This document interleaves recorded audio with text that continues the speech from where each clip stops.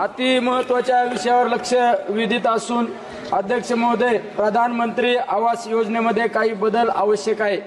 अध्यक्ष महोदय, विशेषतः माझ्या अहमदनगर जिल्हा हा क्षेत्रफळाच्या दृष्टीने सर्वात मोठा जिल्हा आहे, परंतु घरकुलाची संख्या कमी आहे। अध्यक्ष महोदय, महागाई पाहता ग्रामीण व शहरी घरकुलांच्या निधी फारच तुटपुंज आहे।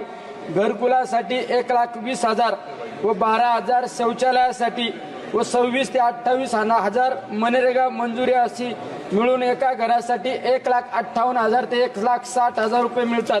तरी माझी मागणी आहे की कमीत कमी 4 लाख रुपये मिळणे आवश्यक आहे आणि घरकुलासाठी ग्रामीण भागामध्ये जागा उपलब्ध होत नाही। जागा उपलब्ध झाली तर उतारा मिळत नाही। तरी यावर दुरुस्ती करून माझ्या सर्वसामान्य जनतेला घरकुल जास्तीत जास्त मिळावी हीच मी या ठिकाणी विनंती करतो। थांबतो।